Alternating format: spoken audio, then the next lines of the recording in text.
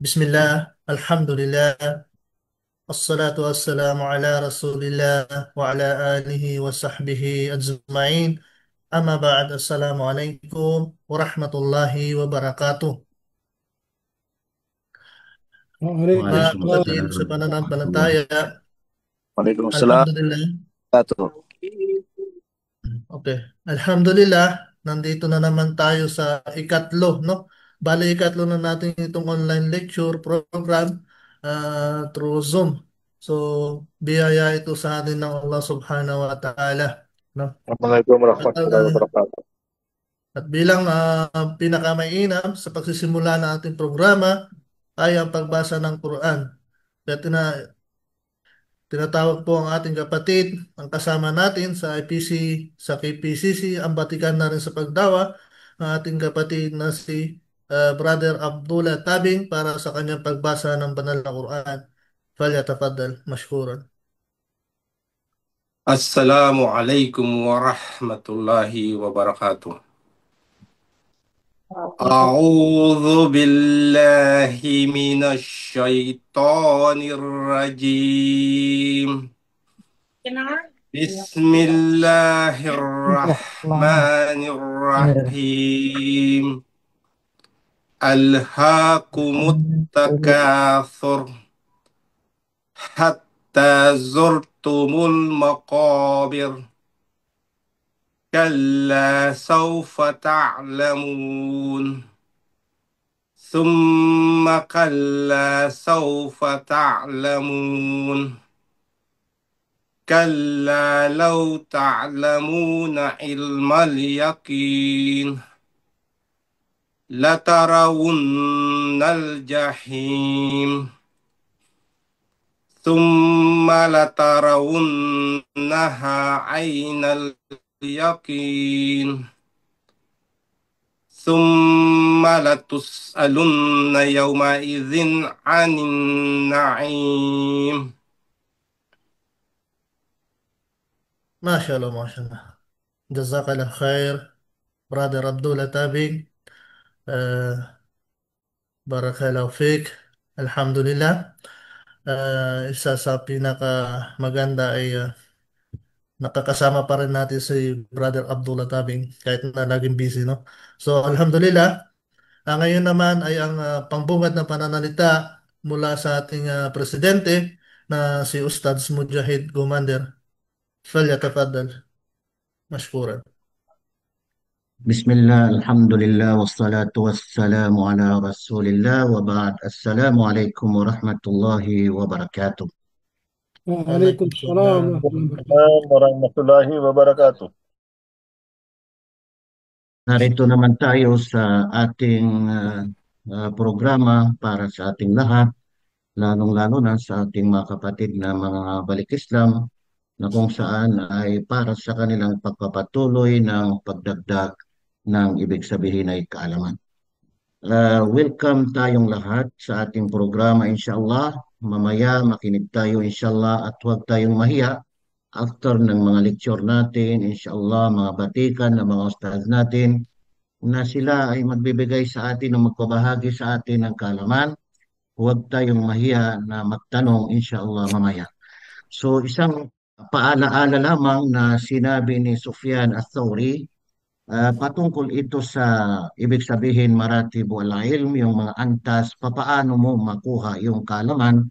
Unang-una na sinabi niya, awalul ilmi al-insat, thumma al-istima, thumma al-hifz, thumma al-amalu bihi, thumma al-nashr.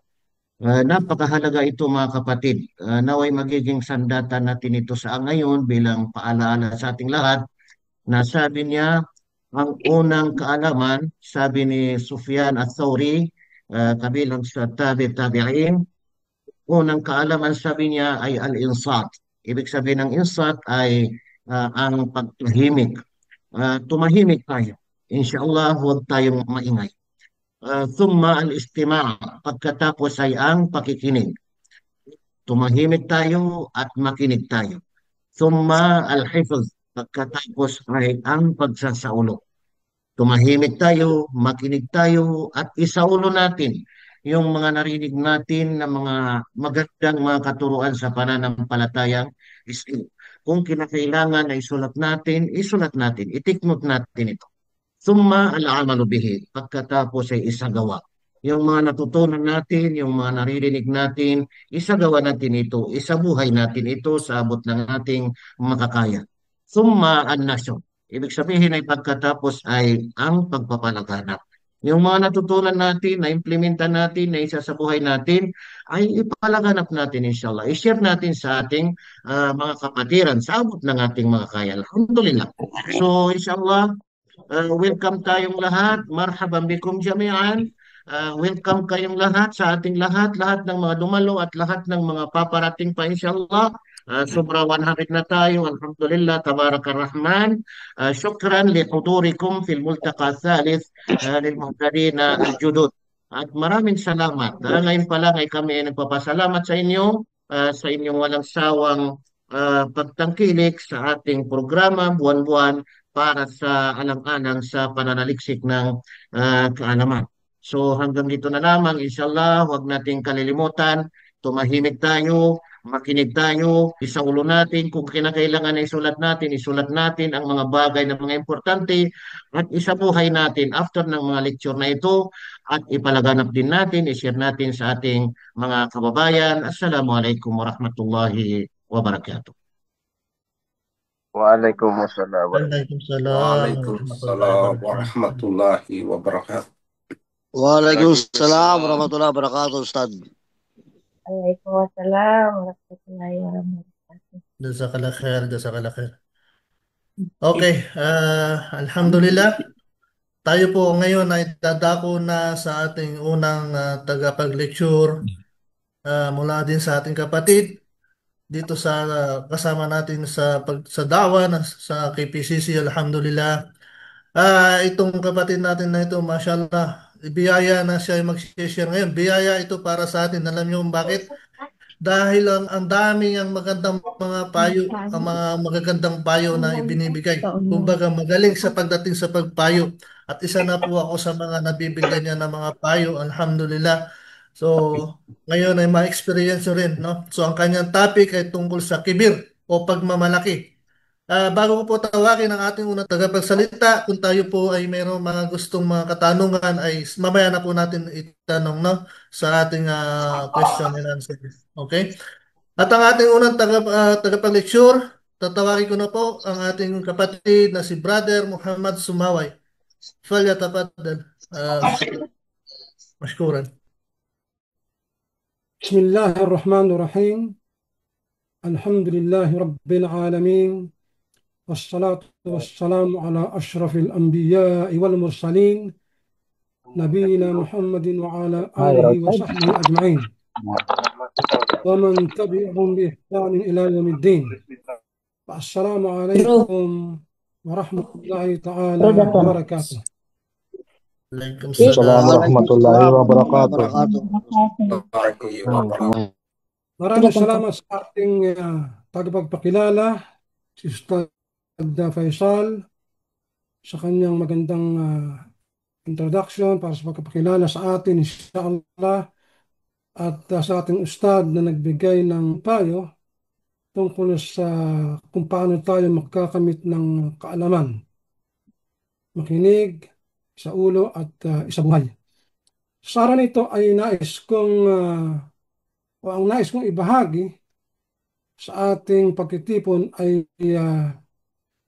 may kinalaman sa isang mga katangian na bagamat sinasabi natin na ito ay masama dahil sa ito ay may paglabag, pero alam na natin na sa simula pa lamang ng paglikha ay nagkaroon na ng ganitong pangyayari. Tulad halimbawa ng nangyari sa paglikha kay Adan, ng utusan ng Allah subhanahu wa ta'ala ang mga anghel na sila magpatira pa sa kanya kay Adan bilang paggalang o respeto at pagsunod sa utusan ng Allah subhanahu wa ta'ala, sila ay nagpatira pa maliban sa isa. At alam na natin yun sa ating pagkakaunawa, si Iblis. Kaya siya ay isinumpa.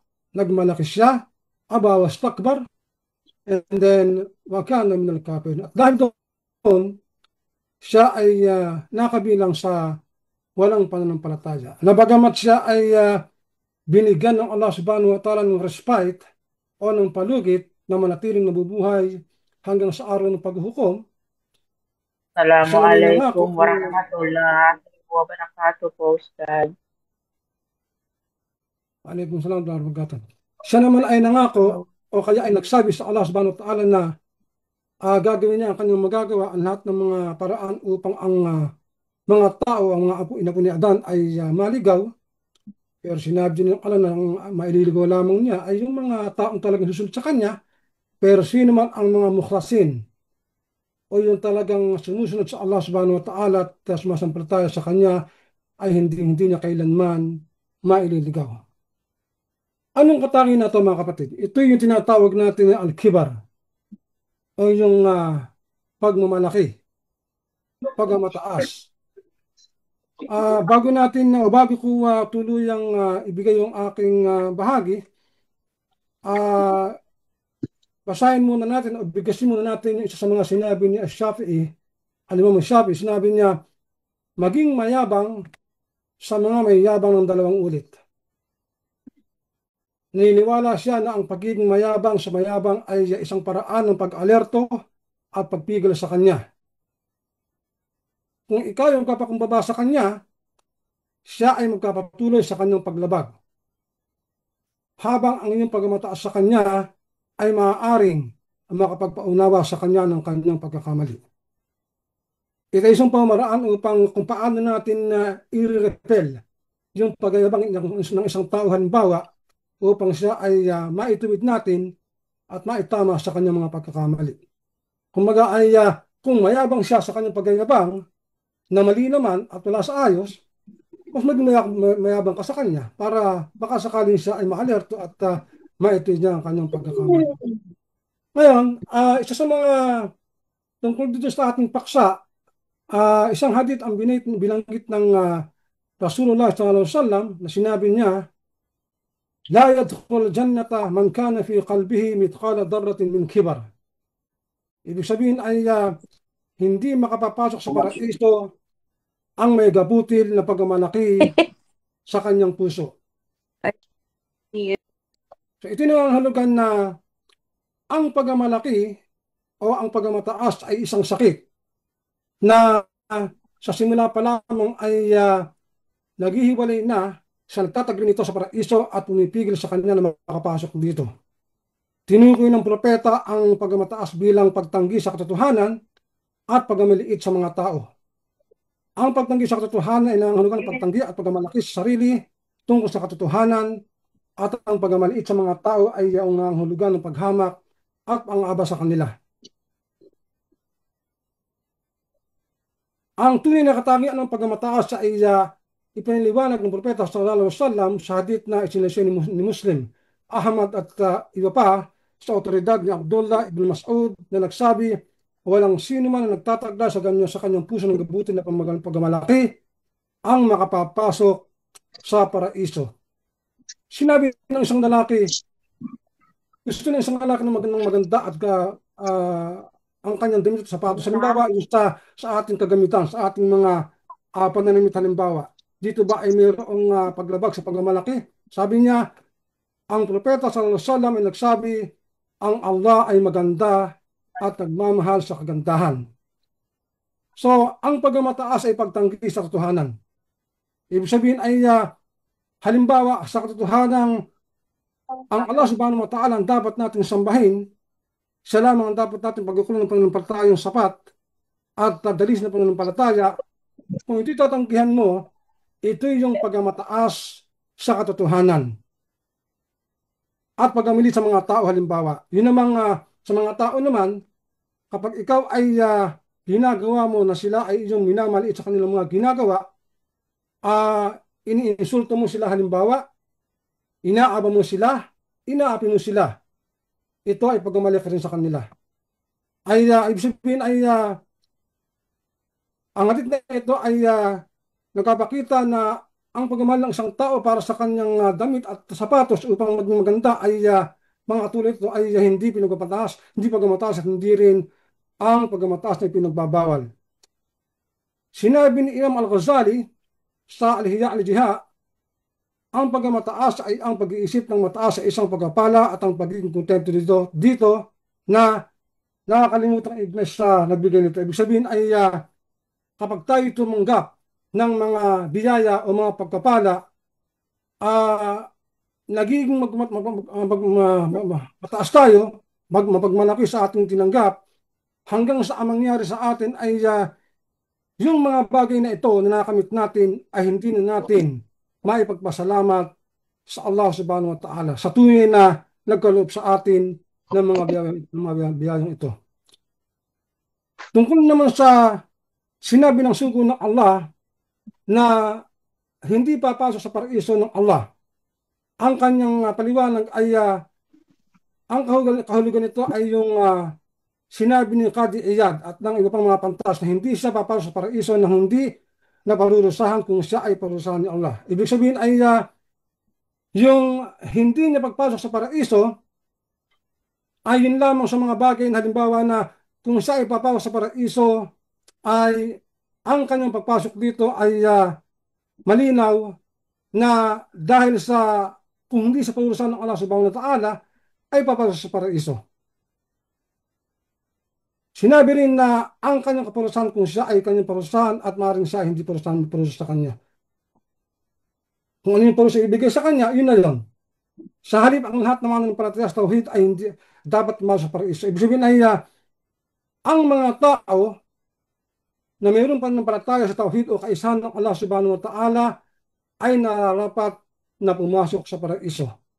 May mga taong papasok sa impyerno dahil sa kanyang ginawang kasalanan na hindi katumbas o hindi kapantay ng tauhid halimbawa o pananampalataya sa kaisahan ng Allah subhanahu wa ta'ala, sila ay papasok sa impyerno kung sila nagkasala ng ibang kasalanan naman sa nababa sa tauhid, subalit sila ay hindi magtatagal sa impyerno at sa halip dahil sa kanilang pananampalataya sa tauhid, sila ay muling hanguin mula sa impyerno. Sinabi rin na hindi siya pa ipapasok kasama ng mga matuwid sa unang pagkakataon. Ibig sabihin ay mayroong mauna at siya ay saka lamang papasok kung ayon sa kagustuhan ng Allah subhanahu wa ta'ala. Now, ang pagkamayroon sa sarili at pagmata sa mga tao ay mga katangian na nagpapahiwatig ng mga tiwaling puso. Ibig sabihin ay ang puso ng isang tao kapag siya ay magmataas o magmalaki sa mga tao ay siya ay ang kanyang puso ay tiwali, lihis sa tamang landas.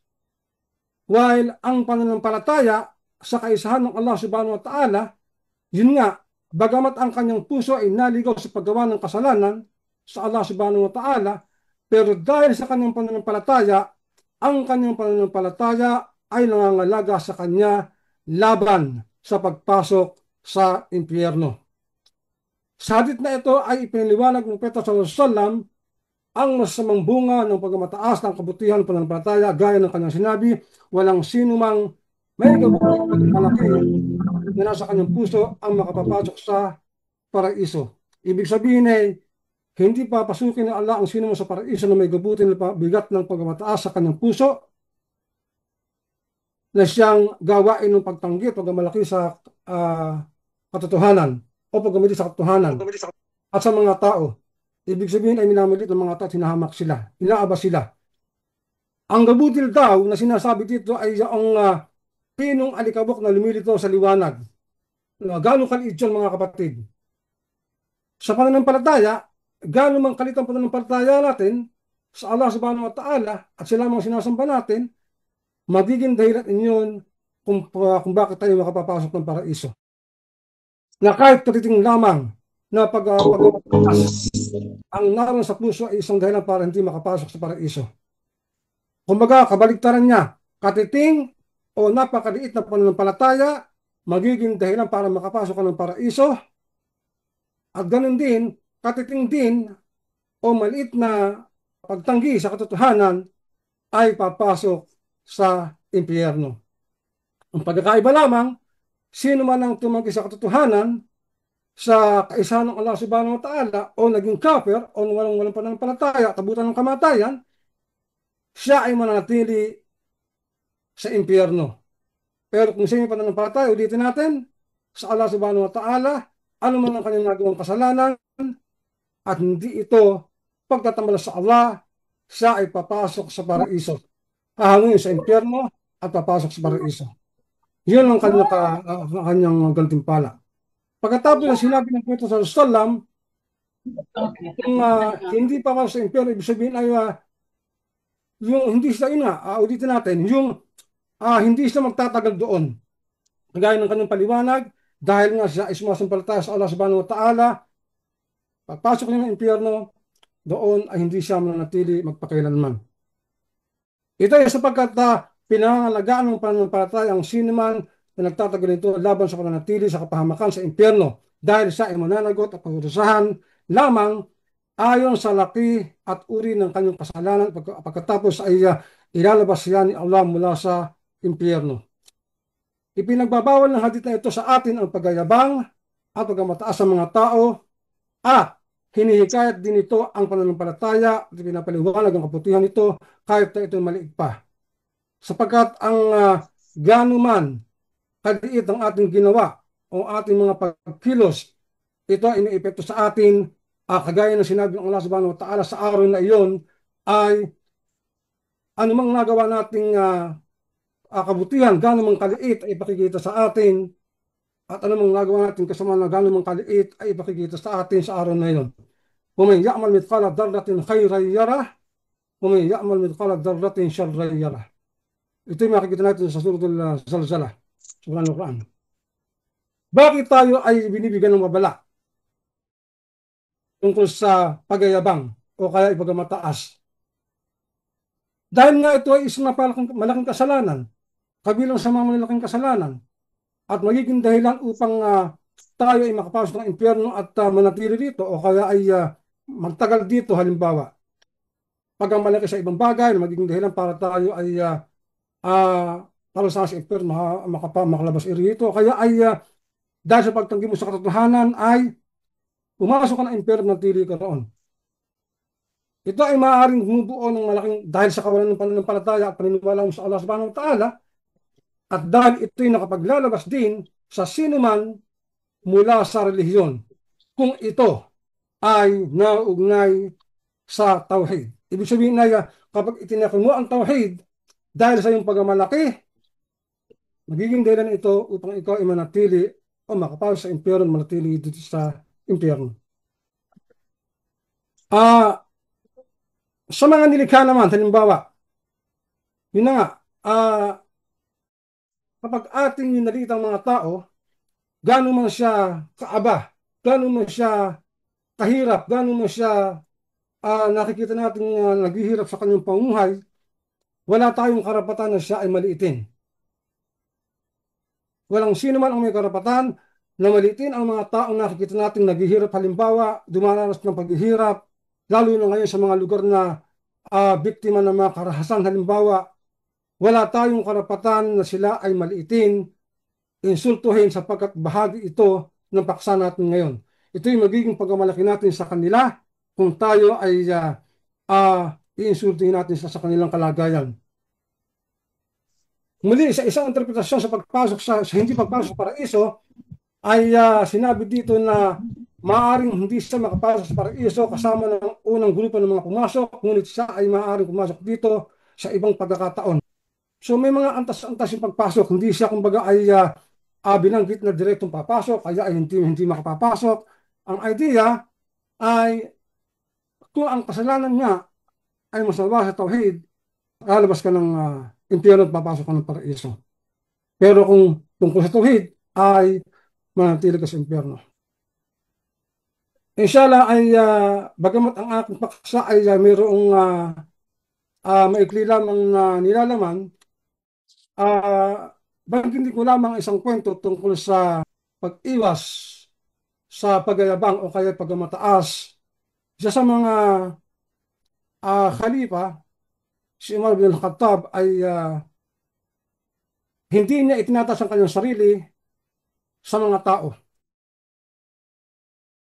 At isang gabing siya ay tumanggap ng panauhin, halimbawa, o isang panauhin, ay siya mismo ang nang makita niya yung kanyang lampara ay walang laman na langis, ay siya mismo ang naglagay nito. Ang mga sahaba sa kanilang kapanahunan ay hindi nila ugali yung maging pagmataas. Kahit na yun lamang na sila ay dadalo sa isang pagtitipon, halimbawa, hindi nila gusto na sila ay tinatayuan pa ng mga tao. Ayaw nilang ganito. Isang mga halimbawa ito na ang pagmamalaki o pagmataas ay hindi kaugalian ng mga unang sumasampalataya o mananampalataya, unang mga Muslim, ng mga sahaba. Maliwanag na isang halimbawa ito na kung saan tayo bilang mga sumasampalataya ay maging magpakumbaba sa lahat ng pagkakataon. Iwasan natin na maging magmataas sa mga tao sa pananalita natin, sa ating mga gawain na nakikita nila, halimbawa, ano man ang katangian mo, ano man ang mga kalagayan mo sa lipunan, halimbawa, ang estado sa lipunan, huwag tayo magpakita. Mismo sila, ang mga sahaba, ay umiiwas sa pagpapakita o kahit man lang pagpapakita ng kahit na kaunting makita ng mga tao na sila ay mayroong pagmamalaki sa kanilang mga sarili. Iniiwasan nila ito, mga kapatid. So bilang halimbawa nito ay yung kanilang ginawa ay dapat nating tularan bilang mga tagsulat ng Propeta sallallahu alaihi wasallam. Ito yung kanilang itinatakwil, yung kayabangan at pagmataas. Ang mga sahaba ay yun nga, hindi nagugustuhan yung mga pagtayo sa kanila ng mga tao kapag sila ay dumaro sa isang pagtitipon, halimbawa.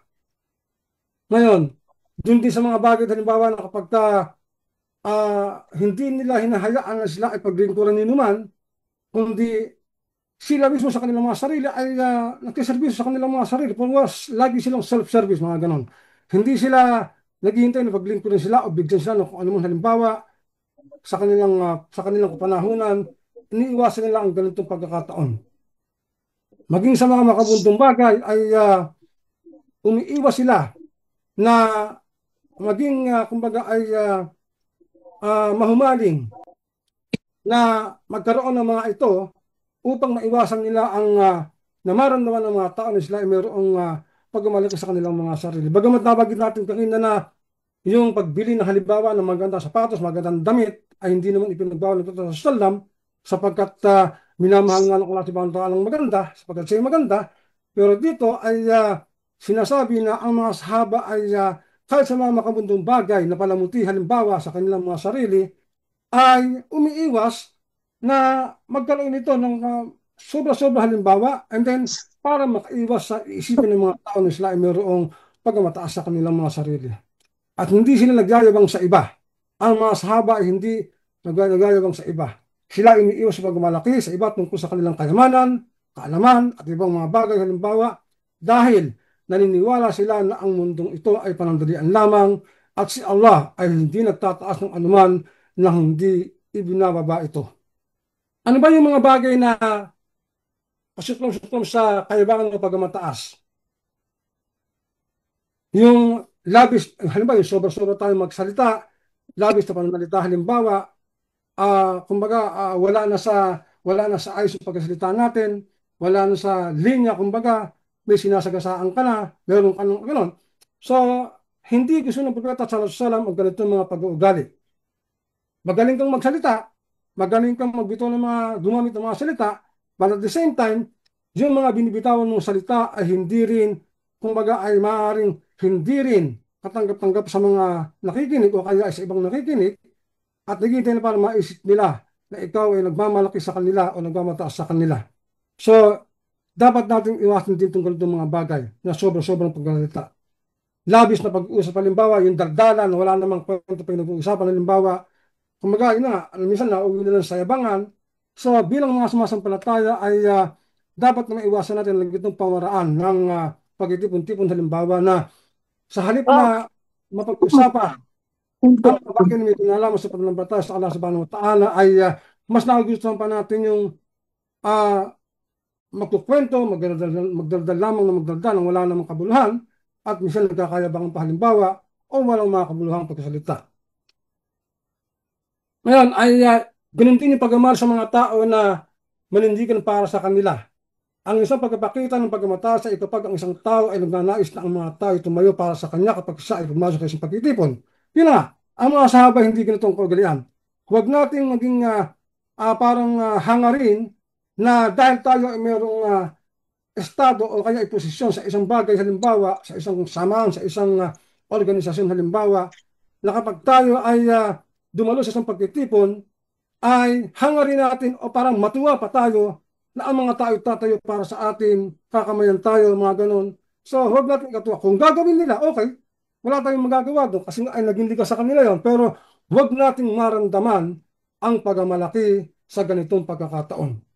Iwasan nating maramdaman yung pagmamataas sa pagmamalaki sa ating mga sarili kung makakita tayo ng mga taong dahil sa ating sitwasyon, sa ating posisyon sa lipunan o sa anumang bagay o organisasyon ay kapag nakita nila tayo ay tatayo sila at magbibigay galang sa atin. Huwag nating maramdaman ng pagmamalaki siya. Pero okay lang kung ganun ang gagawin nila. Pero tayo sa ating mga sarili, huwag tayong makaramdam ng sobrang pagmamalaki sa ganung mga bagay. Ang sabi ni Pedro sa Salam, sino man ang mahilig na ang mga tao tumatayo para sa kanya, ay hayaan siyang umupo sa kanyang upuan sa impyerno. So, ibig sabihin ay once na tayo ay naging mapaghangad ng ating layunin o ating magustuhan, malugod tayo sa mga tao na sobra-sobra ang pagpupuri sa atin, sobra-sobra halimbawa ang pagbibigay galang sa atin, respeto sa atin halimbawa, na halos parang kulang na lang ay lumod sa harap mo, mga ganon. Iwasan natin. Kasi baka mamaya ay mauwi nga tayo sa pagmamalik sa ating mga sarili. Iwasan natin yun sapagkat hindi karapat dapat. Maging sa paglalakad halimbawa ng mga sahaba, hindi, sa paglalakad ng isang mapagmalaki sa pagmamataas halimbawa, ay nagmamataas na kung magalakad siya halimbawa ay walang mga taong nasa unahan at nasa likuran niya. Ginugusto niya yung habang naglalakad siya ay merong nasa unan niya at merong nasa harap niya o sa likod niya. Kasi para marami ng mga tao na siya ay nagyayabang o parang sobrang pagmamataas ang ginagawa niya. So ganun ang idea. Ayun, bilang ilan sa mga panghuling paksa na nais kong nabanggitin tungkol dito ay may mga talata sa Quran na tumutukoy tungkol sa pagmamataas bilang isang kapintasang katangian ng mga tao at mga nilikha ni Allah subhanahu wa ta'ala. Halimbawa, at huwag mong ibaling ang iyong pisngi sa paghamak sa mga tao at huwag kang lumakad sa lupa ng may pagmamagaling at katiwalian. So, ito isang talata mula sa Quran. Ito yung nagpapakita na ang pagmamataas ay isang dahilan ng pagkawasak ng mga bansa at ang kanilang pagpasok sa impyerno. Wala bang tahanan sa impyerno para sa mga mayabang? Ang sabi nila. Kabilang sa mga halimbawa nito ay ang kwento ni Paraon at ni Karun at ang pagtanggi ni Satanas na magpatiripa kay Adan. Nabagit natin kanina. So ulitin natin, sa talata at banggitin ng aming sinabi sa mga anghel, magpatiripa ka kay Adan o kayo kay Adam. At sila nagpatiripa maliban kay Iblis. Siya ay tumanggi at naging mayabang at naging kabilang sa mga hindi naniniwala. Sa pamayanan ni Ad halimbawa, tungkol kay Ad, sila ay nagmamalaki sa lupa ng walang karapatan at nagsabi, sino ang higit na makapangyarihan kaya sa amin sa lakas? Hindi ba nila nakikita na si Allah na lumikha sa kanila ay higit na makapangyarihan kaysa sa kanila sa lakas at sila ay tumanggi sa aming mga tanda. So ibig sabihin ay sa mga unang panahon pa lang ay nangyari na talaga ang pagmamataas sa mga tao, sa mga hari halimbawa tulad nga ni Harun, ni Karun, ni Paraon at saka ni Haman. Si Paraon nga, di ba sinabi niya sa kanyang pagmamalaki, sinabi niya, wa ana rabbukumul a'la at ako ang inyong kataas-taasang Panginoon. Yun ang kanyang sinabi sa kanyang panahunan. At dahil doon ay nawalan siya ng pananampalataya. Dumating sa kanila ang mga malino ng mga katibayan, ngunit sila ay nagmalaki sa lupain at sila hindi mga nangunguna. Pagbabawal sa paglalakad ng mga kagalakan, may kagalakan halimbawa, yung sobrang habang naglalakad ka nga halimbawa ay meron ka pagmamagaling sa iyong sarili. Sabi ng Allah subhanahu wa ta'ala sa Surah Al-Isra, at huwag kang lumakad sa kalupaan ng may pagmamagaling at kapalaluan. Ang parusa sa mga mayabang o magpataas ay ano? Ano ang parusa? Kaya't magsipasok kayo sa mga tarangkanong impyerno upang manatili rito at tunay nga na napakasama ng gayong tahanan para sa mga palalo. Ibig sabihin ay pagpasok sa impyerno ang kaparusahan ng mga taong mapagmayabang, mapagmataas sa kanilang mga sarili, nangahamak ng kanilang kapwa bilang pagmatas na rin sa kanila. So iyon yung kahinatnan ng taong mayroong kaugalian ng pagmamalaki o pagyayabang. Ito'y dahilan ng hindi nila pagpasok sa paraiso. Katotohanan, ang mga nagpasinungaling at tumanggi sa aming mga tanda at nagsipagmalaki tungkol sa mga ito ay hindi bubuksan para sa kanila ang mga tarangkaan ng kalangitan at hindi sila magkisipasok sa paraiso hanggang ang kamelyo ay makapasok sa butas ng karayom. Napakalapit ito mga kapatid. Bago ka makapasok sa paraiso, ay kailangan munang makapasok yung kamelyo sa butas ng karayom. Sa isang taong pagmalaki na siya parurusahan sa impyerno. So, bago ka hanguin sa impyerno kailangan makapasok muna yung kamelyo sa butas ng karayom. Ayon sa talata, sinabi ng Allah subhanahu wa ta'ala. Ngayon, sa pangriliw kahulugan ng pagmataas, ang kayabangan ay pagyayabang o pagmataas laban sa mga katotohanan, sa katotohanan at sa mga nilikha o nagpapakita ng kadakilaan at kataasan halimbawa sa kanilang mga sarili. Ito ay isang karumaldumal na katangian na kinasusuklaman ni Allah subhanahu wa ta'ala sa isang tao at ito'y humahantong sa malubhang kahinatnan tulad ng pagdurusa at pagpasok sa impyerno. So hanggang doon na lamang mga kapatid, insyaAllah, ay kahit paano ay nakapagbigay ako ng munting aral sa ating pagtitipon na ito at nawa ay patubayan tayo ng Allah subhanahu wa ta'ala sa ating pamuhay sa araw-araw. Bigyan tayo ng mga katangian ng kawalan ng pagmamalaki sa ating mga sarili at maging pagkukumbaba sa lahat ng sandali sa ating pamuhay sa sino mang nasa ating mga kapaligiran, sa lahat ng mga nilikha. Halimbawa ay iwasan natin ang pagyayabang o pagmataas sapagkat ang bagay nito ay isang bagay na lubhang kasuklam sa Allah subhanahu wa ta'ala. Kaya hanggang dito na lamang at inshallah ay kung papaalam, nawa ay nakinabang tayo sa araw na ito sa ating mga lecture at pagpalain tayo ng Allah subhanahu wa ta'ala. Wa sallallahu ala Muhammadin wa ala alihi wa sahbihi wa sallim wa akhiru da'wana anil hamdulillahi rabbil alamin. Assalamu alaikum warahmatullahi ta'ala wabarakatuh. Waalaikumsalam. Warahmatullahi wabarakatuh.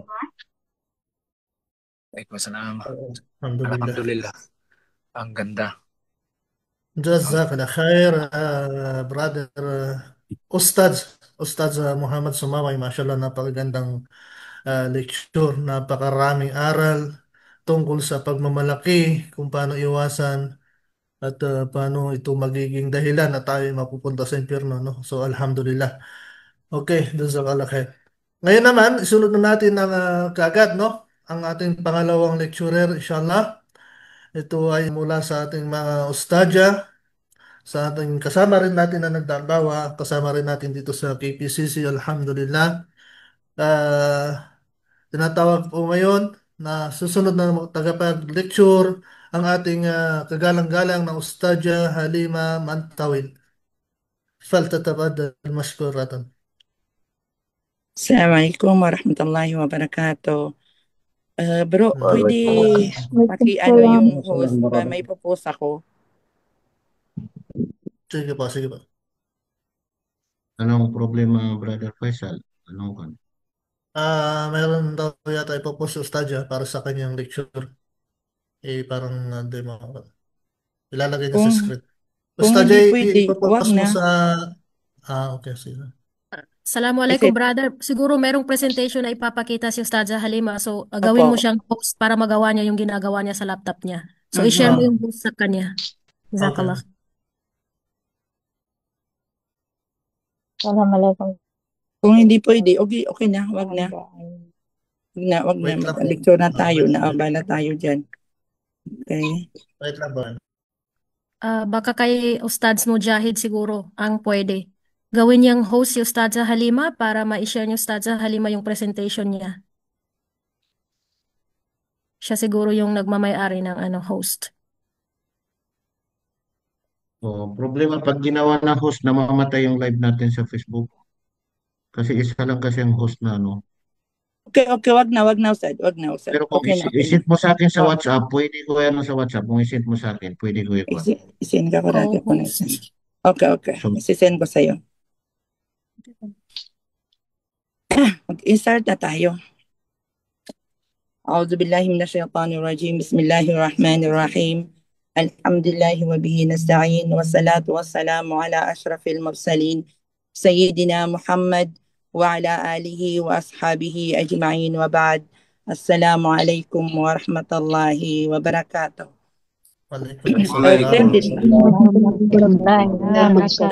Alhamdulillah, pasalamat tayo sa Allah subhanahu wa ta'ala dahil binigay niya sa atin itong magandang oras. At ganun din magpasalamat tayo sa mga tataas natin sa IPC o sa Jam'iyat Najat na binigyan tayo ng ganitong pagkakatipon-tipon natin. At saka ito ay sabihin natin na first time sa atin lahat na ganito ang mga programa natin. Sa tagal na natin sa Najat o sa IPC o sa KPCC man, hindi pa man ito nagawa na ganitong arrangement. Pasalamat tayo sa Allah subhanahu wa ta'ala at sa ginawa niya din ng ating mataas o presidente sa ating Jaliyah sa Pilipino, sa ating Jaliyah Filipina si Sheikh Mujahid Gumanda. Salamat sa inyo sa inyong pagkaisip sa itong programa natin. Maganda na talaga ang programa na ito. Pinaka magandang programa ito sa pangyayari namin na nangyari dito sa Najat, yung organization natin sa Da'wa. Bakit? Kahit hindi dito sa Kuwait, kahit saan-saan na lugar ay pwede makatin. Kahit doon sa malayong lugar ay pwede sila makakarinig o makakakuha ng tinatawag sa Arabic na istifada o kahalagahan. Ito ay pagkakataon, ito ay hindi natin pwede tanggihan, ito ay hindi natin pwede hindi i-share sa mga kalahi natin na mga Pilipino-Pilipina dahil pagkakataon ito na mga aral na magandang mga aral itong mga natin. Ang gandang aral na binigay ni Ustadz Muhammad Sumaway. Ngayon, ang tatalakay natin ngayon yung tinatawag na at-taqwa. Ito ay hindi man ito ngayon lang narinig. Ito ay matagal na rinig natin ang takwa at saka lahat tayo ay alam niya ang takwa. Kahit yung hindi pa yata Muslim, alam niya rin ang takwa. Alam niya rin ang tinatawag na pagkatakot sa tagapaglikha. Ang takwa sa Allah, takwa sa YouTube. Ang inaano natin ngayon, ang ating tatalakayin natin ngayon ay yung tinatawag na takwa sa Allah subhanahu wa ta'ala. Ang takwa, Masya Allah, Sir Mariam, nasa Pinas yan eh. Sir Mariam, sa Pinas ka, di ba? Opo, assalamualaikum. Masya Allah. Yun ang sabi ko nga, kahit saan. Oh, Masya Allah, kahit saan lugar, naririnig ninyo ang Malinaw po naririnig. Alhamdulillah. Okay, ang takwa, ang ibig sabihin ng takwa, maraming kahulugan ng takwa. Kaso ito yung natin sa takwa, sa definition ng takwa. Definition ng takwa sa isa sa mga ulama o mga pantas natin, yung sang-ayon ito kahit definition ni Ali bin Abi Talib. Al-khawfu min al-jalil wal-amalu bit-tanzil wal-rida bil-qalil wal-isti'dad li-yawm ar-rahil. Ito ang binigay niya na definition sa taqwa. Yung taqwa, yung pagkatakot sa Allah subhanahu wa ta'ala. Ang pagkatakot daw sa Allah, ayan yan, khawfu min al-jalil, al-jalil min asma'illahil husna. Wala amalu bit-tanzil, at saka paggawa o pagsunod sa anumang nilalaman ng tanzil, ay yung tanzil yung Quran. Warida bil qalil, at saka pagtanggap sa anumang bagay na biyaya sa iyo kahit maliit. Bakit yun naman ang buti sa iyo? Warida bil qalil, dahil yung tao pag hindi niya tanggapin yung biyaya sa kanya na maliit, ganun din na hindi niya tatanggapin ang malaki. Dahil pag may dumating sa iyo na maliit na biyaya, sana dinagdagan. Kay tingnan mo, yung taong nagbibigay, kung tao lang ang magbigay, binigyan ka ng isa dahil ang sa kanya is dalawa lang. Binigyan ka ng 3 dahil isa, dahil sa kanya ay 2 lang. Kung marami kang nakita, sana dinagdagan niya dahil marami yung sa kanya. Pero pag tanggapin mo na buong pagtanggap galing sa puso, yung pagtanggap sa maliit na bagay, ay yun ay kasama din sa taqwa. Wal isti'dadu li yawmir rahil, at saka yung paghahanda sa araw ng pag-travel. Pero kung saan tayo magta-travel? Saan natin yung pag-araw isti'dad, yung paghahanda sa araw ng pag-travel natin? Sa kabilang buhay. Hindi saan magta-travel. Dahil yung pag-travel natin sa kabilang buhay, pag-uwi natin sa kabilang buhay, hindi natin alam kung anong araw, kung anong oras. Hindi natin alam yun. Walang nakakaalam kung anong araw, anong oras. Kung kailan, hindi katulad ng tayo ay mag-travel sa Pilipinas, uuwi sa Pilipinas, o saan man pupunta, ay alam natin dahil nakatakda yung oras, nakatakda yung araw, lahat nakatakda. Maghahanda tayo ng pambaon natin, maghahanda tayo ng anong paghahandaan natin na para sa pag-travel natin. Itong pag-travel natin sa oras ng kamatayan natin ay walang araw, walang oras, walang nakakaalam. Kaya kailangan paghandaan natin. Yun ay kasama sa taqwa. Kasama sa taqwa. Pagkakatakot sa Allah subhanahu wa ta'ala. Anong mga dalil nito? Kukuha lang tayo sa ilan? Sa dalil o mga proof. Ang dalil is proof from Quran and Hadith. Kukuha lang tayo sa proof na galing sa Quran o galing sa Hadith.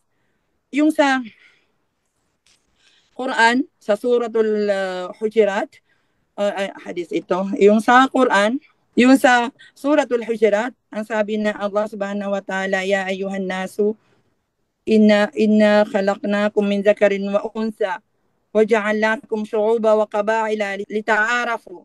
Tapos sabi niya, inna akramakum indallahi atqakum.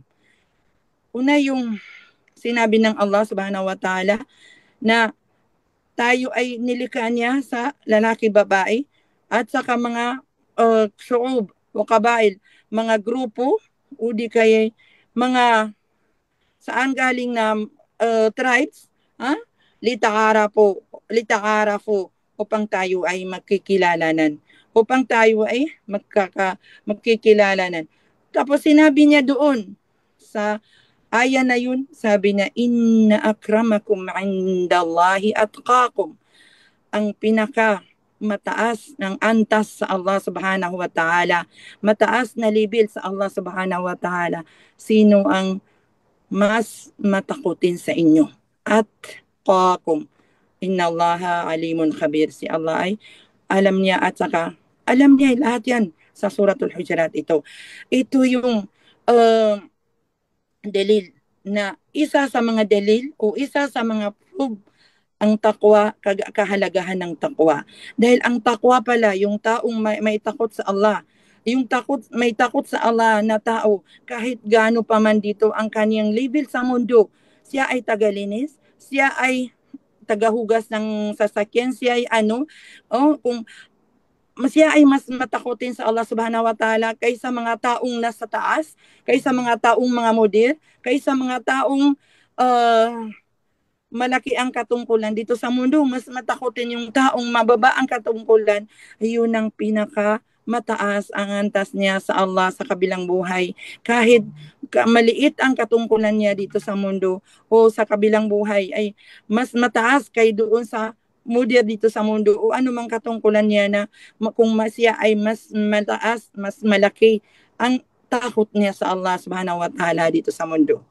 Subhanallah. Ito yung taqwa, ito pala yung mizanut tafadul bainana. Itabi na, yun ang timbangan na pagkaiba-iba ng level sa atin sa kabilang buhay. Yung tinatawag na taqwa. Taqwa. Yung tinatawag na pagkatakot sa Allah subhanahu wa ta'ala. Alam na natin na kung anong taqwa, kanina na-define natin, na ano natin yung taqwa.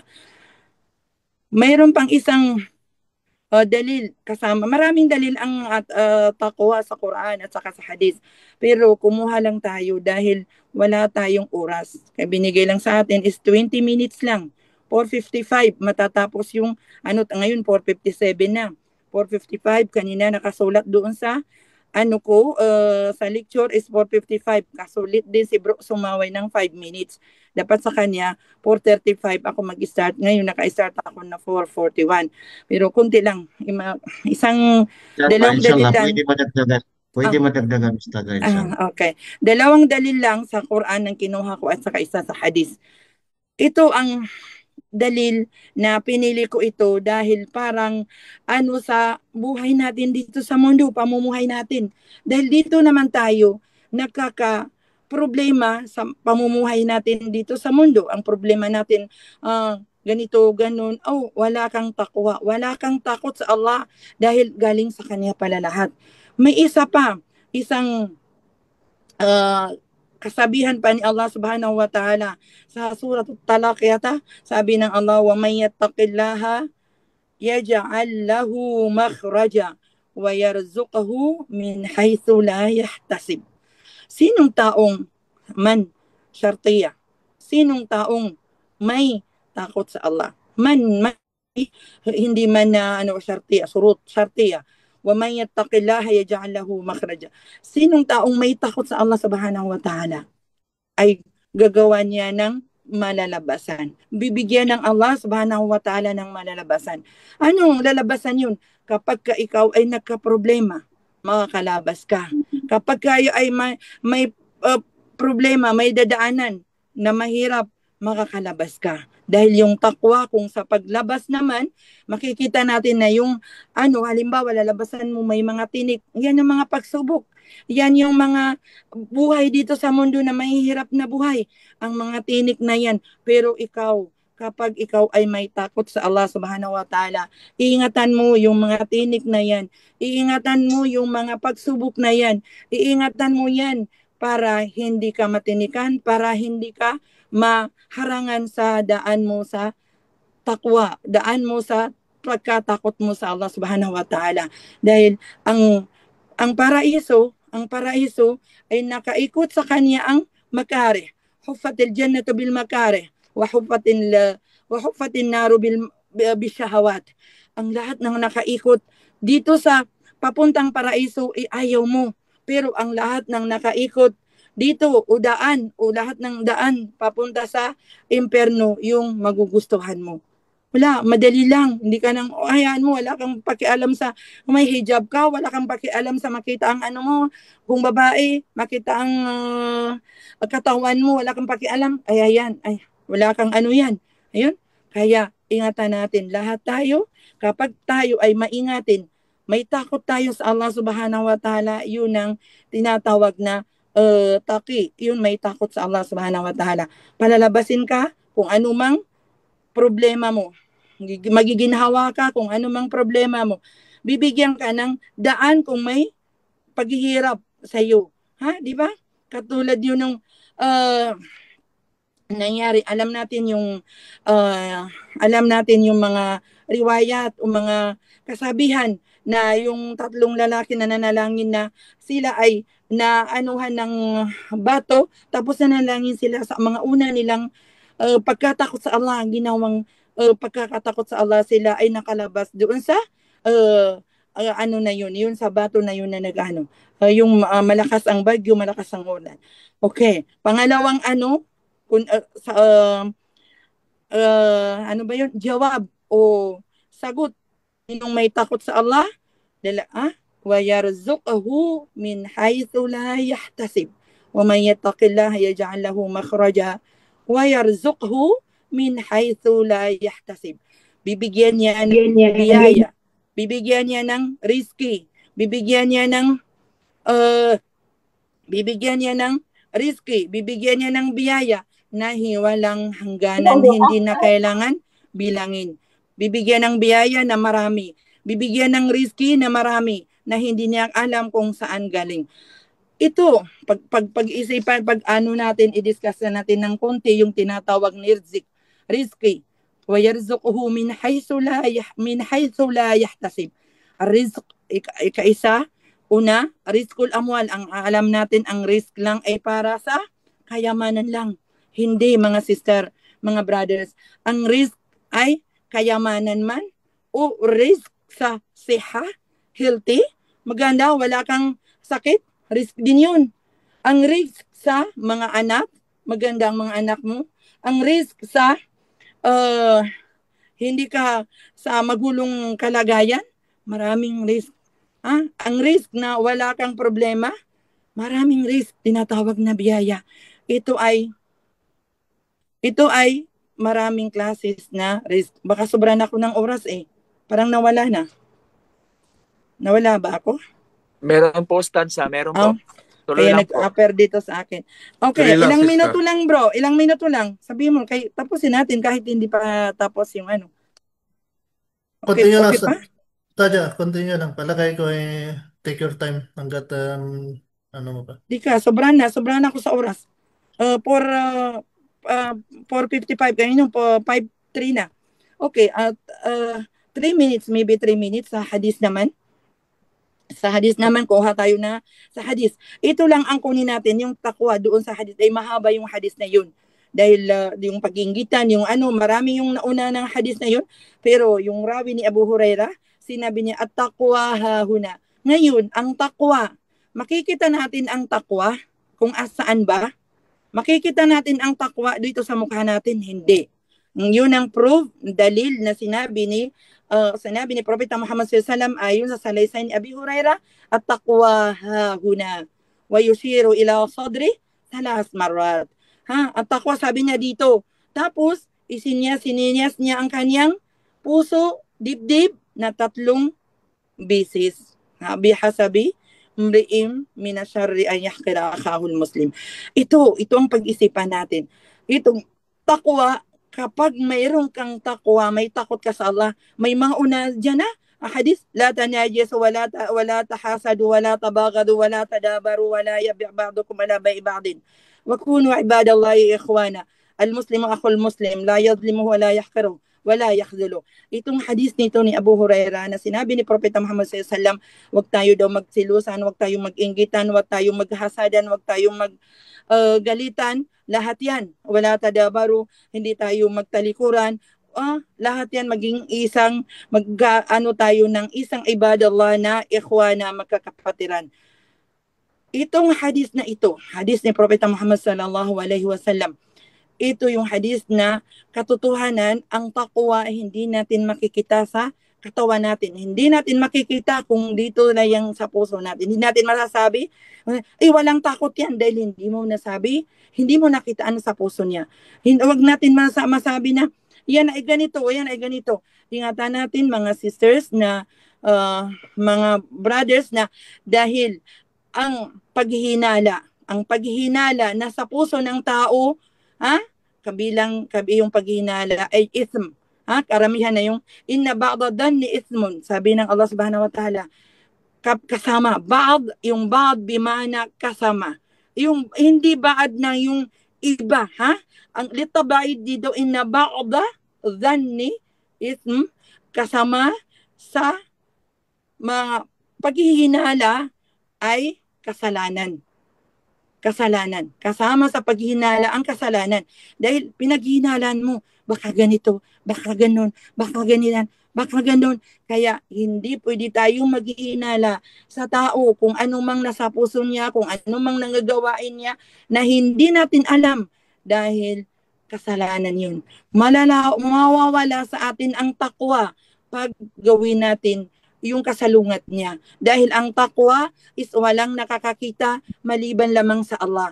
Hindi natin pwede sabihin ang takwa niya ay 100%, ang takwa niya ay 70%, ang takwa niya ay 0, ang takwa niya ay ganito. Hindi tayo si Allah. Ang nakakaalam lang sa nandito sa puso natin ay si Allah subhanahu wa ta'ala. Kaya may kasabihan sa iba naman ng aya, Dhannul mu'minina husna.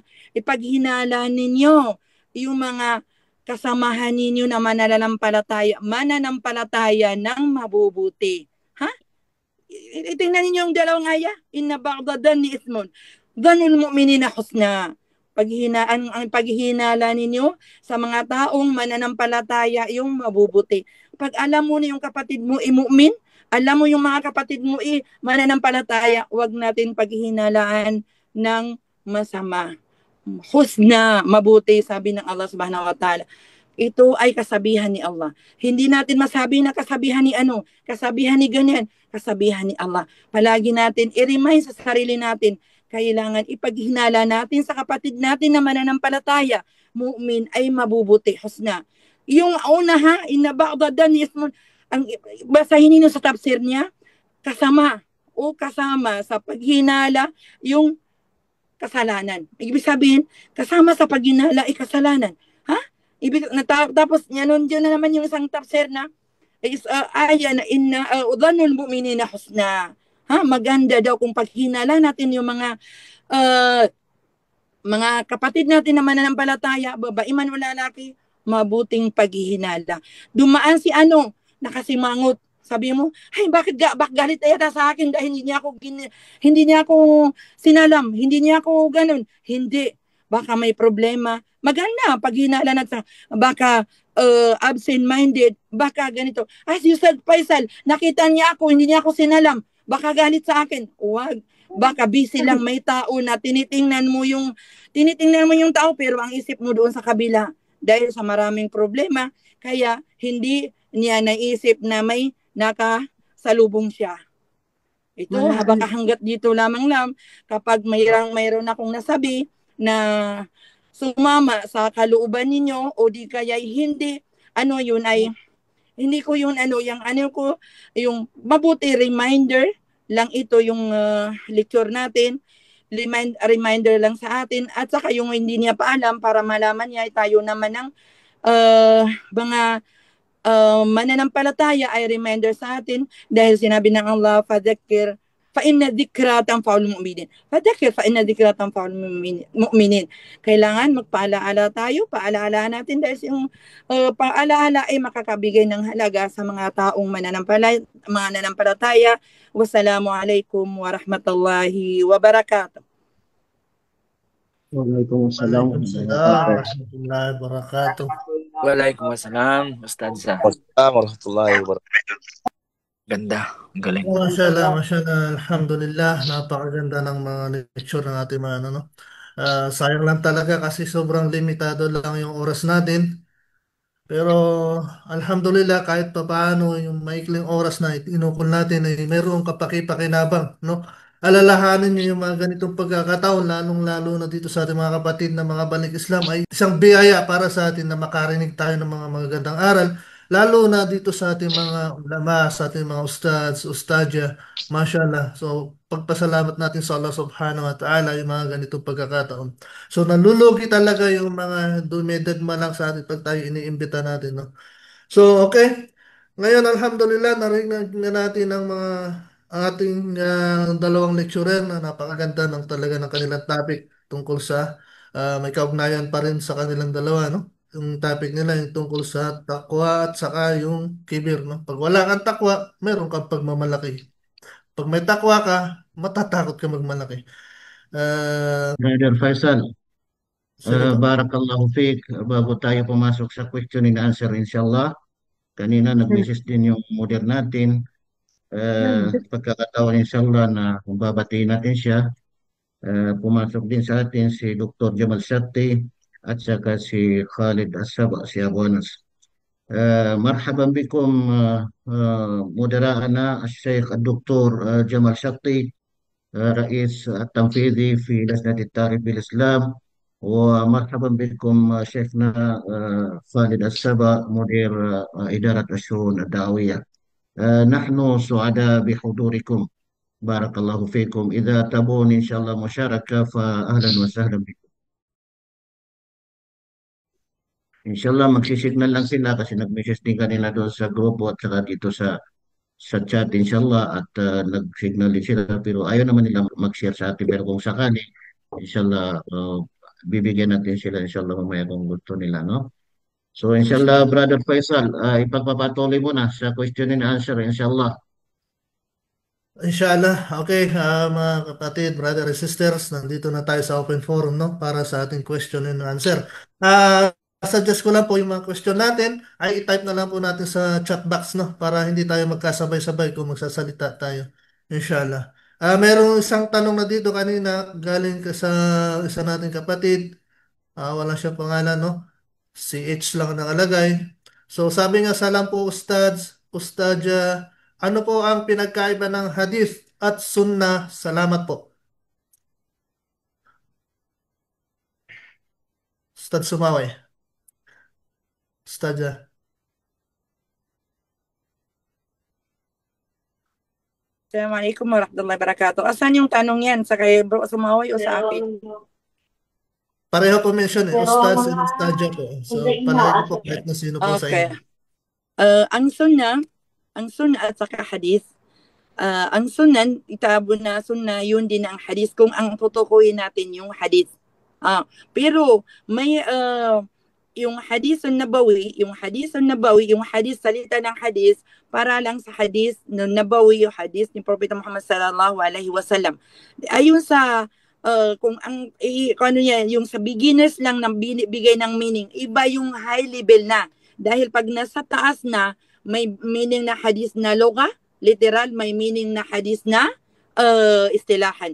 Hadith sa lugatan, al-jadid. Ang sabi natin sa hadith sa loga is bago. Pero pag sa istilah, alladhi istalahul ulama, yung binigyan ng meaning ng mga pantas, sabi niya, ma udifa ila nabi sallallahu alaihi wasallam min qawlin aw amalin aw taqririn aw sifa.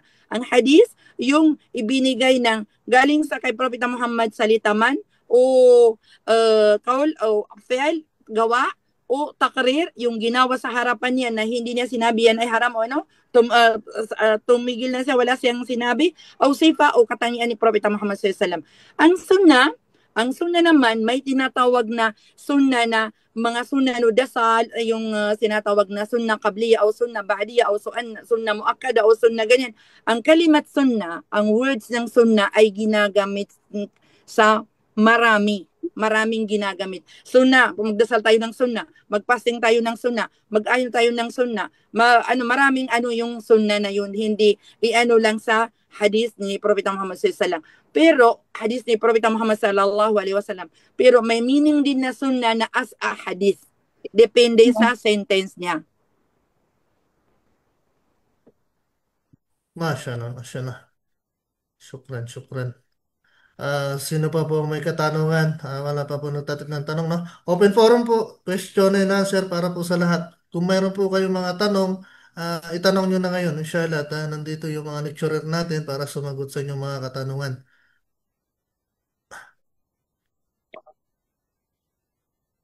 Wala na. At habang wala pa pong nagtatanong, no?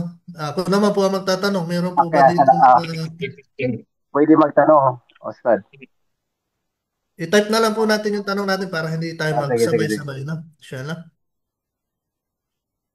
At inshallah, kung meron tayong mga kapatid dito na mga hindi pa Muslim, inshallah, ay free di po magtanong, no? Kung meron po tayong mga kapatid dito na nakasama na hindi pa mga Muslim, no? Inshallah, free po tayo. Ito po tanong, Assalamualaikum warahmatullahi wabarakatuh, Ustad. May tanong po ako, sunna po ba yung pinanghugasan ng paa ng asawa ay iinumin? Subhanallah. Mali. Palagay ko, si Ustad sa sumawa yung maganda sasagot kasi nakatawa na siya eh. Ustad sumawa eh. Bismillahirrahmanirrahim. Wala akong nadaanan o nabasa. Kung meron man, ay wala akong nadaanan o nabasa na paksa na may kinalaman doon sa tanong mo na kung ang pinaghugasan ba ng pang-asawa ay iinumin. Pero sa ano ko lang ay common sense ay sa akin na hindi na. Hindi siya pwedeng inumin. Walang ganong sunna sa aking pagkakaunawa. Walang dalil in short. Alhamdulillah. Walang dalil. Walang dalil. Sigurado ka, Ustad sumawa yan. Walang dalil. Mashallah. Wala nga akong nabasa. Wala akong hindi ko nadaanan. Wala tayong magawa doon. Pero sa common sense kasi, unawain natin yung kalagayan na yung paa ay isipin natin marumi, hindi mo na iinumin tubig. Yun lang sa akin. Baka mayroong dagdag si Ustad Halima. Inshallah sa sagot. Wala, Ustads. Baka mali yung tanong niya yan. Baka ibang yung tanong niya. Okay. Oo. Kasi ang sunna ay mamaliwanag. Tulad ng naipaliwanag ni Ustad ay related sa propeta. Tabarak ar-Rahman. Meron pang tanong, Brother Faisal. Para Ito dire-diretso, po, inshallah. from India, kay Madiha Farid, no? From India, Assalamualaikum warahmatullahi wabarakatuh. Mashallah, abot natin India, no?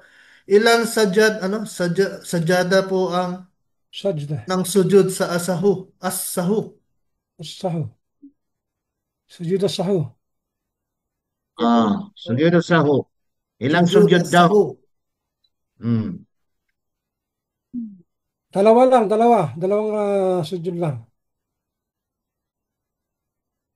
Next, wala na tayong tanong. Si Brother Jimlin, si Brother Hamza, mayroong tinatanong kanina, hindi na yan na-type yung tanong niya. Sabi ko, i-type niya. Pwede Inshallah, magsalita kung type. Si Brother Abu Jasim, si Muhammad Al-Faro, pwede kung mayroong kang itanong.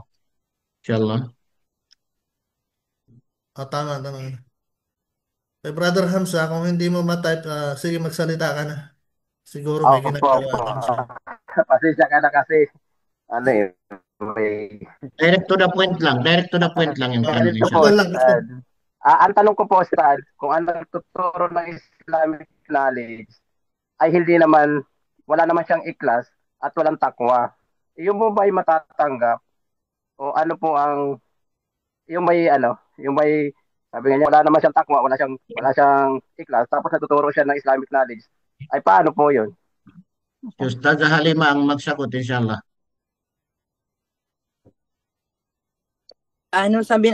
Kung walang takwa at saka walang ikhlas? Sabi niya, bro, hindi natin masabi yung isang tao na walang takwa o walang ikhlas, mas lalo na yung kung nagtuturo siya, dahil hindi natin nakikita ang puso niya. Hindi natin makikita, sabi ni Prophet Muhammad sallallahu sa isa sa mga sahaba, hal sakakta sadra? Kaya yung may nag-shahada noong una, pinatay ko. Bakit mo pinatay? Dahil magsasahada yun. Dahil takot siya napatay natin. Sabi niya, hal sakakta sadra?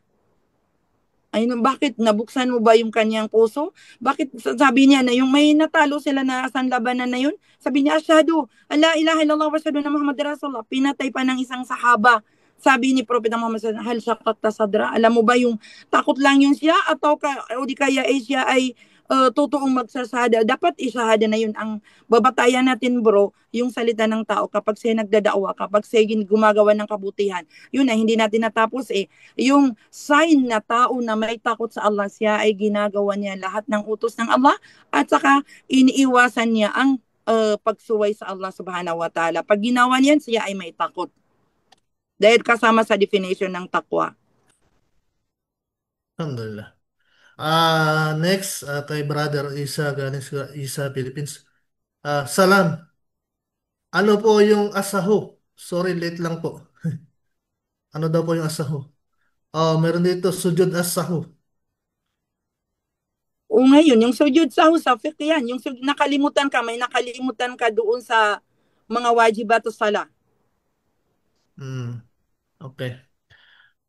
Okay, next. Assalamualaikum warahmatullahi wabarakatuh. Tanong ko lang po, Ustad, sapat na po ba ang pagsyahada kapag tayo ay nagbalik Islam?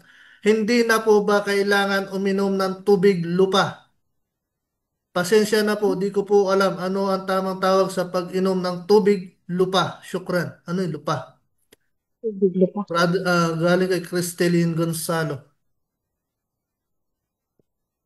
Kahit na po sino Si siguro po. Ustad Halima, inshallah, si Ustad Halima magsagot. Tubig lupa. Hello, baka yung ano niya ni bro, baka yung lecture ni bro yan, kaya yung paglikha kay Adam yan eh. O doon na ano, Si diba? Brother Sumaway, Muhammad Oo, Sumaway. oo. Connected Muhammad Sumaway sa lecture mo. Ano ba yung tubig lupa? Hindi ko ata maintindihan yun. Hindi ko rin nagets. Madali lang i-gets yun. Pag pinagsahada yung tao, painumin pa ng tubig dyan sa kwan lupa. Yung tubig sa balon siguro, tinutukoy niya. Yan, Ah, sige. Yan na Huwag na siguro. masyadong palalimin. Yung mga tradisyon sa atin yan, ganyan. Okay. Ang tradition sa atin Islam bro, ay ang sagot ko ay walang ganong ritual. May tuturing natin ritual. Kung halimbawa, iinom pa ng tubig. Alam natin na itong ganitong mga ritual ay maaaring nakagistan lang sa ibang mga lugar ng mga Muslim o kaya ay kinaugalian nila. Pero masabi ko na wala ring matuturing na dalil na ang isang niyayakap sa Islam o kasahada ay kailangan pang uminom ng tubig. Kahit na yung paliligo nga inirekomenda lang pero hindi rin obligadong maligo ka kapag nagsahada ka. Pero sunnah na maligo. Yung mga nagsasahada. Yun, inshallah. Alhamdulillah. Okay, next mula kay Mary Grace Atari. Assalamualaikum po. May tanong po ako, if wala pong tubig pang wudu. Wudu. Pang wudu. Wudu. Pwede po bang magwudu? Binasa ko kasi. Pwede po bang magwudu gamit ang buhangin ng lupa lang o tayamum? Tayamum lang ang gagamitin?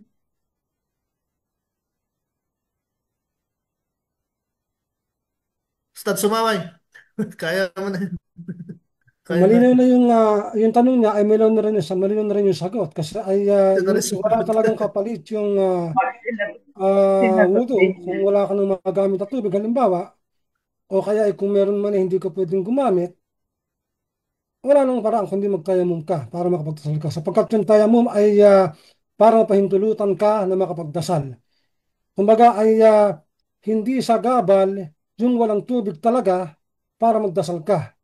Kinakailangan makapagdasal ka. So, sa pamamagitan ng pagkapahintulot sa'yo, gagawin mo yung tayamum, which is mahilig na buhangin malinis, ayon sa pamaraan nito, ay mapahintulutan ka na makapagdasal kahit walang tubig. Yun yung tayamum. Nasagot mo na rin yung tanong. Alhamdulillah. Okay, next mula kay Sister Khadija. Assalamualaikum warahmatullahi wabarakatuh. Ask ko lang po kasi may kilala po ako na pure Muslim, pinanganak po na Muslim. Nabanggit niya po kasi sa akin na hindi na daw po siya nagdadasal o nagsasala. Pagdating niya ng Saudi, paano po yun? Paano po yun? Naka-address kayo Ustad Halima, no? Yung dasal ay obligado sa atin lahat, babae man o lalaki. Sa oras na dumating sa babae ang kanyang rigla, obligatory na yun, isusulat na yun o kasalanan na yun pag hindi niya isagawa yung dasal. Hindi lang sa Saudi, yun ang mga tradisyon ng mga Muslim na walang alam sa Islam na sabi nila pagdating sa Saudi, magtauba ako. Alam nila na pagtatauba, pupunta sa Saudi, pag mag-Hajj o di kayo mag-Umrah. Mali yun. Kailangan kahit before pa yun, basta oras ng ngayon, nalaman niya na ang dasal is obligado sa kanya. Kahit hindi pa makapunta sa Saudi, magdasal na. Mag-aral siya ng dasal kung hindi siya marunong. Alhamdulillah. Okay, bago po tayo pumunta sa susunod nating question, meron po dito nagsabi na gusto ko po magshahada kay Sister Dimple. Sino po si Sister Dimple? Magsalita lang po. May magshahada daw po. Sister or brother, super sister to kasi Dimple. Nasaan na po siya? Letter.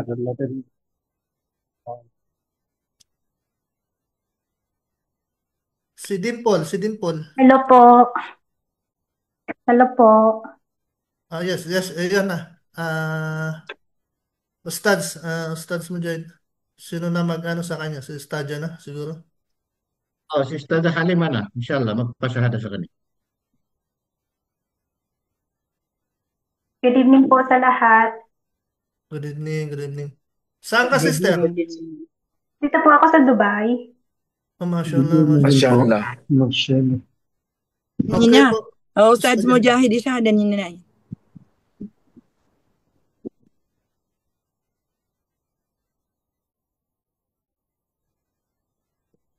Hindi po ba-open yung cam? Sige lang, open mo.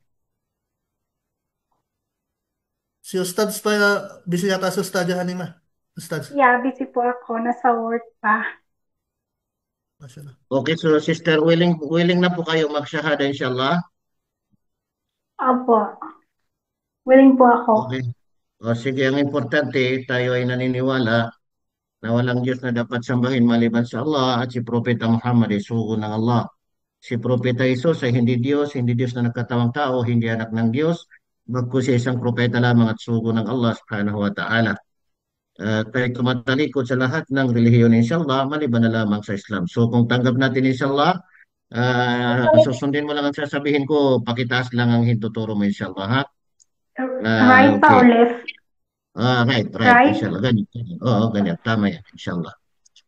Susundin mo lang ang sasabihin ko sa Tagalog, tapos i-Arabic natin inshallah.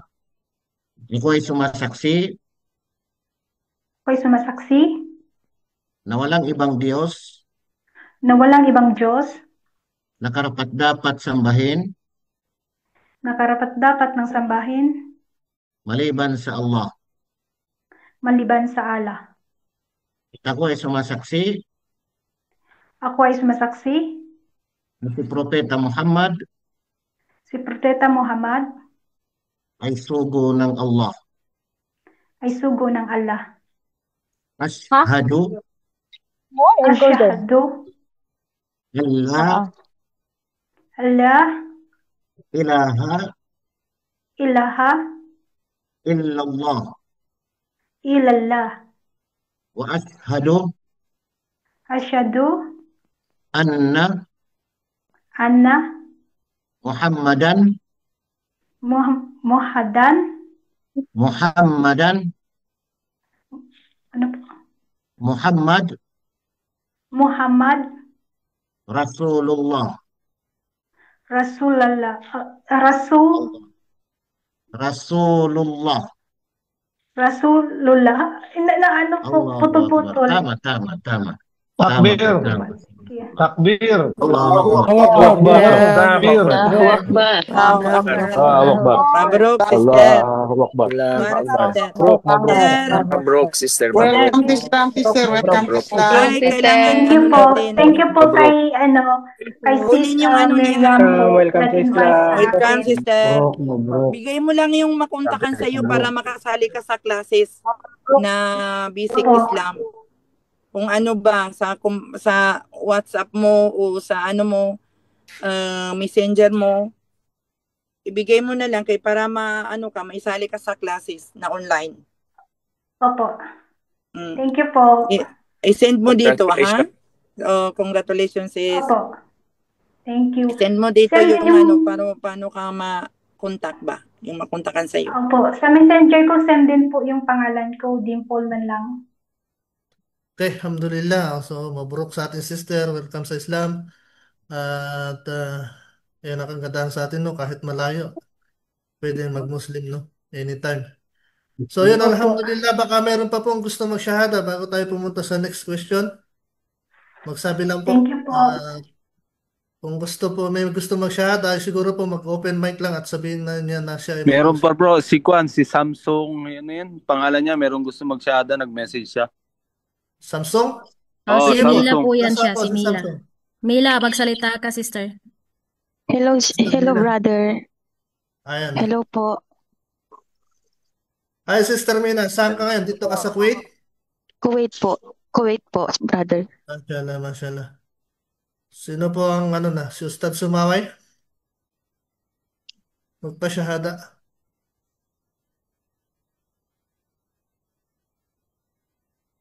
Ustad Sumaway? Bro. Ano? Sister daw, pag nag-shahada na, ikaw na siguro pa-shahada. Sister, ano pangalan niya? Sister, ano pangalan mo, sister? Mila brother. Mila. Sister Mila. Okay. So, kagaya ng nasabi ni Ustad kanina, importante ay naunawaan mo yung kahulugan ng ating bibigkasin ngayon o bibigkasin mo ngayon bilang pagyakap sa Islam. Na Yes po. yun nga, walang Diyos na dapat sambahin maliban kay Allah at sa si Yes Muhammad po. ay kanyang sugo at lingkod. So kung ready ka na ay itaas mo lang yung hintuturo mo kagaya kanina ng isa. Yes po. Pwede ka mag-open cam, sister. Gusto mo. Unahin natin yung Tagalog para pagkatapos ay yung Arabic. Okay po. Ako ay sumasaksi Ako ay sumasaksi na walang Diyos na walang Diyos na dapat sambahin maliban kay Allah. maliban kay Allah. At ako ay sumasaksi At ako ay sumasaksi na si Muhammad ay sugo ni Allah. ni Allah. At ako ay sumasaksi rin At ako ay sumasaksi rin na si Jesus ay sugo ni Allah at kanyang lingkod. at ang kanyang lingkod. Okay. Sa Arabic, sister, ulit mo. Ashhadu Ashhadu Allah Allah ilaha ilaha illallah illallah wa ashhadu anna Muhammadan Rasulullah Allah Rasulullah Allah wa ashhadu anna Isa Abdullahi wa rasuluh. Allahu Akbar. Allahu Akbar.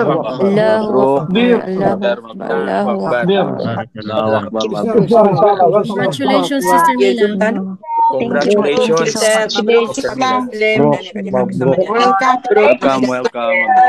Welcome to Islam, sister. Mabruk.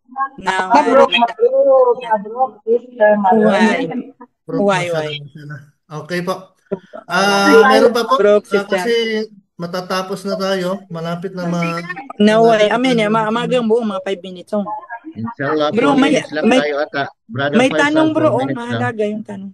4 minutes na lang po tayo. Kunin mo yung tanong, inshallah. May tanong nga isa, bro, kaya nagpasa daw sa kanya yung kanyang asawa. Yung may tanong siya, hindi, malayo na. Pwede ikaw nang magbasa, Ustad, hindi namin mahanap. Sabi siguro, niya, Ustad. Assalamualaikum mga ustads. Tanong ko lang po, if nag-aral ka palang mag-isa sa alam, yung partner mo di Muslim, pwede po ba mismo ikaw magshahada sa kanya o hindi. Kailangan talaga sa mga maraming alam sa Islam ang magsasyahada. Ibig sabihin yung mag-asawa daw, yung asawa, nag-asawa siya, pero hindi Muslim yung isa, ayun, babae yung lalaki. Pinasahada daw ng asawa yung asawa niya. Pwede daw? Sige, ituloy mo na, Ustadz. Ituloy mo na yung sagot niya, inshallah. Yung ang ano dito, ang tanong, hindi nga alam kung pag Muslim ang lalaki, walang problema na mag-asawa siya sa babaeng hindi Muslim as kitabi, Christian. Walang problema doon. Magsahada, at saka kung siya ang magpasahada sa kanya, okay naman. Pero pag ang Muslim ang babae, ang lalaki ang hindi Muslim, hindi pwede. Magpakasal sila na hanggat hindi pa mag-Muslim yung lalaki, bago sila magpakasal, yung lalaki mag-Muslim muna.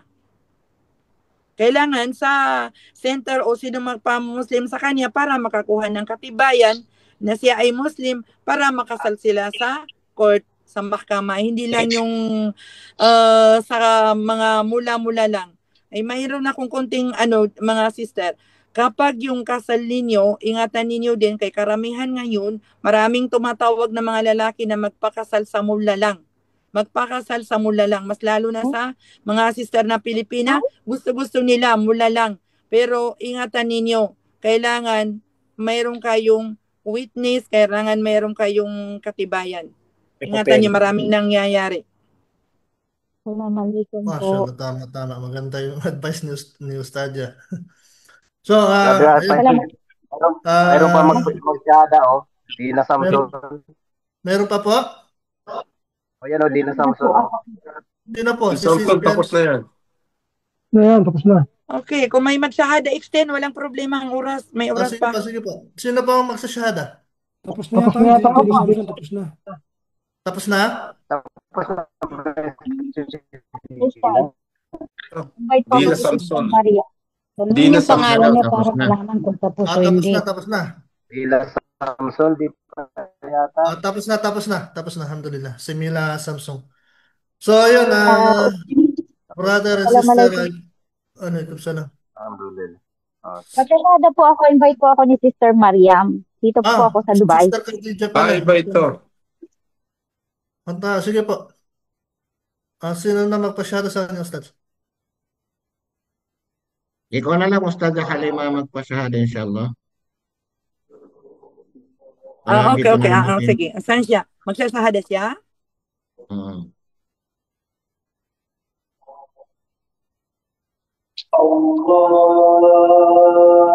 Sana siya, si sister.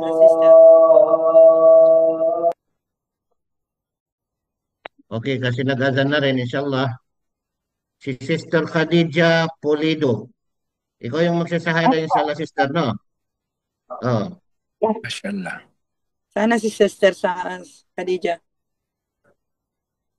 Dito po ako. Magsalita po kayo, Yan, sister. ikaw yan.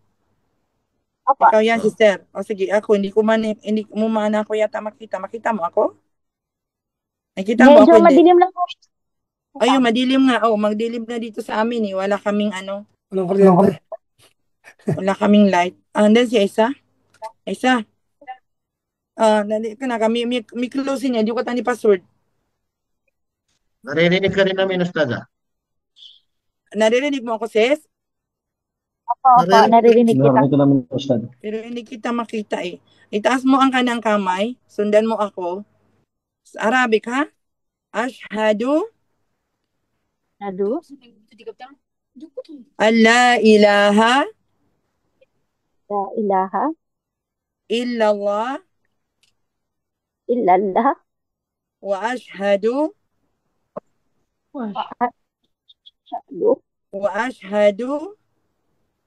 saan ka na, sis? Anna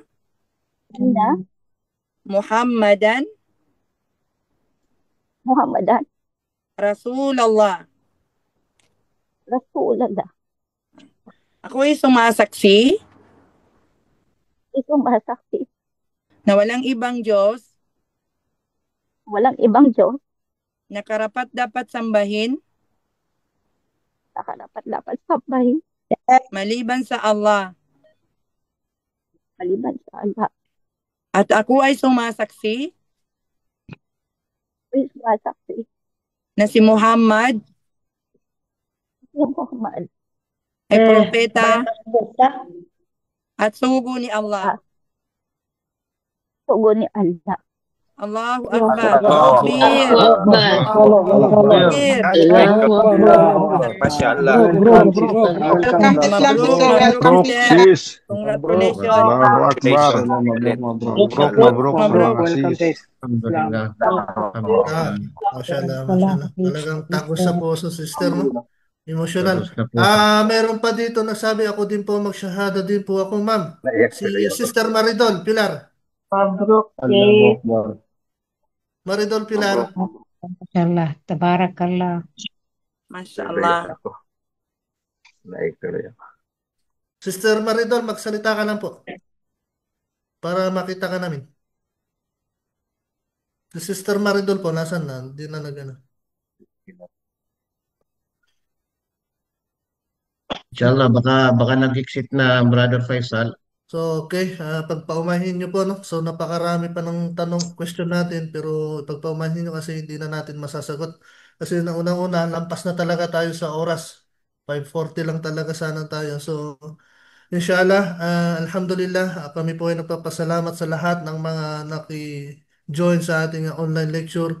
Inshallah, sa mga susunod na panahon po, kung meron baka pag ano po tayo ng online lecture ay sikapin din natin na masagot pa yung iba nating mga katanungan na hindi natin nasagot ngayon. At sana po inshallah ay makita pa rin namin kayo na umaten. Jazakumullahu khairan wa barakallahu fikum. Assalamualaikum Jazakallahu khairan. warahmatullahi wabarakatuh. Jazakallah khair. Syukran. Warahmatullahi wabarakatuh. Assalamualaikum. Thank you po. Syukran. Syukran po. Ingat kayo lagi. Syukran. Jazakallah khairan. Salam. Assalamualaikum. La ilaha illa anta nastaghfiruka wa natubu ilaik. Fi amanillah. Thank you po. Fi amanillah tol. Thank you po. Syukran po. Maraming salamat sa iyo lahat. Mga lecture.